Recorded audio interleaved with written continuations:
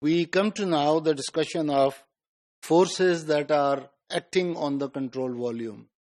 We started with Newton's laws of motion. Then we came to in a fluid flow the choice of a control volume. And now we see what forces are there that act on a certain control volume, and we have to keep them in mind, take them into account when doing our mathematics or calculations. The forces acting on control volume consist of body forces that act throughout the body of the whole control volume that is under consideration. And such forces are gravitational forces, electric forces, magnetic forces, and indeed, most importantly, well, not most, all of them are important, and surface forces.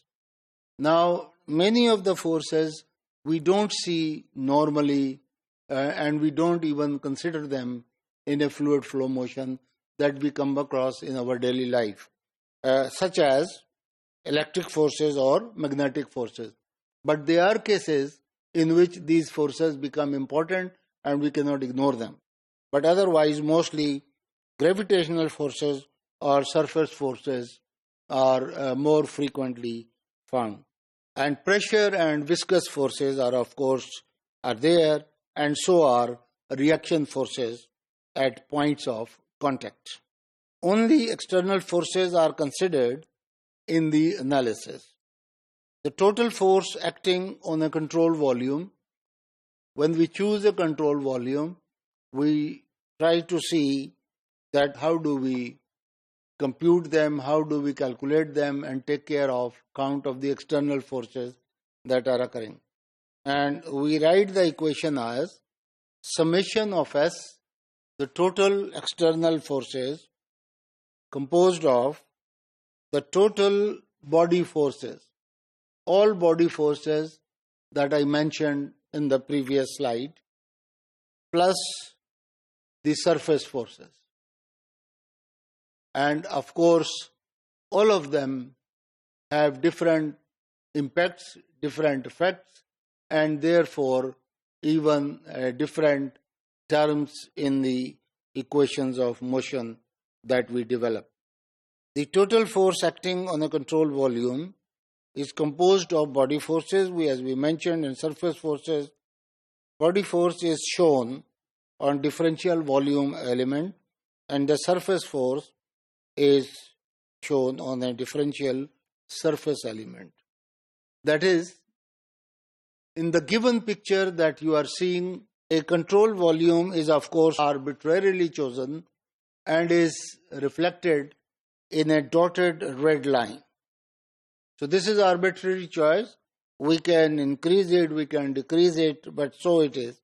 And just to represent within it, we take a small differential volume element, a small volume having dimensions dx, dy, and dz, for example.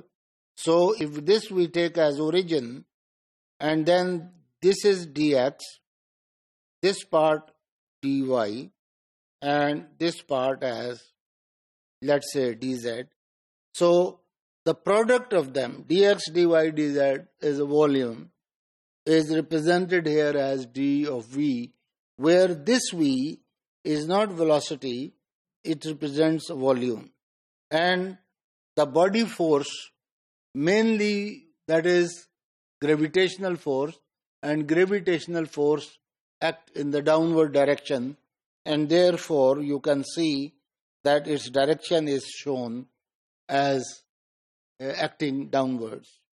So that is the body force, and these are the forcing, and so you can consider them and see in which direction and how they are acting on a small volume, differential volume within the control volume that is under consideration. And on the surface, at this diagram, a small surface element is picked up.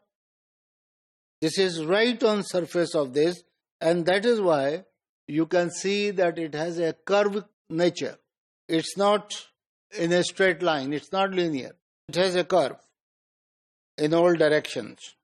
And the force, since the force also has a direction, and it always acts in a direction that is perpendicular to the surface.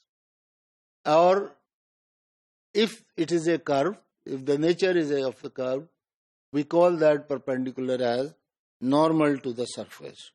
So therefore, we have shown the unit vector n showing the direction of the force acting on the surface.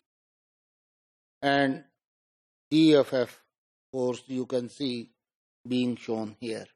The most common body force is that of gravity. We have mentioned that, which exerts a downward force on every differential volume of the control volume.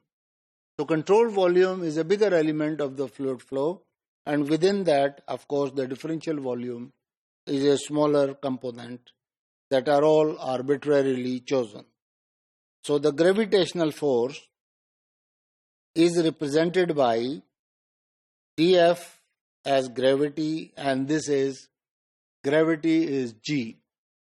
So rho into G into D volume V acting over the volume. So that will be the total force that is acting on a differential volume.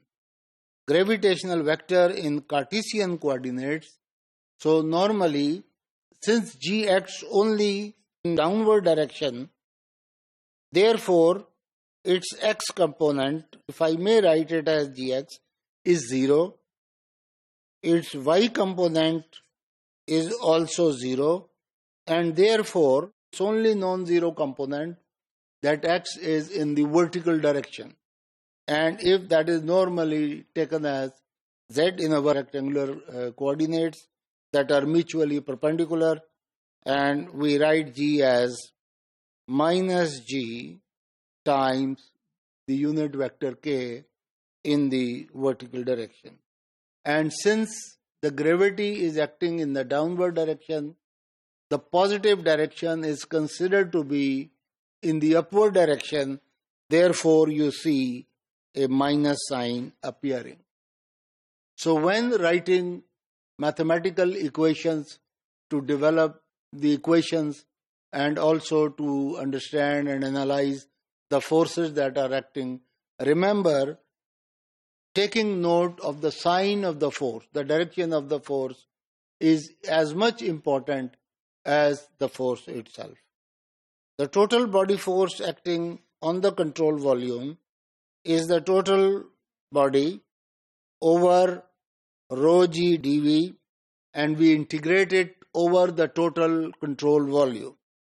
So if we integrate it, we get, since G has a constant value, of course it has a direction, but in terms of numbers, so therefore when we integrate it, we may get mCV, that is mass, total mass of the control volume times G.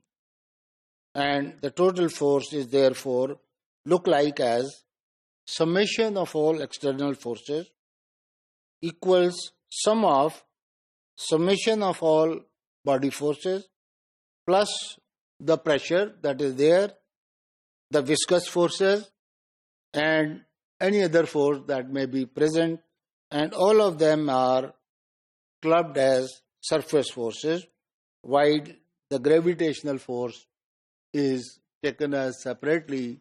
And here, as is obvious, the body forces also include magnetic or electric forces, and we are assuming that they are not acting here, they are 0. So that is why they do not appear, and only the gravitational force is shown. So that is how the total force is acting on the control volume that we are considering.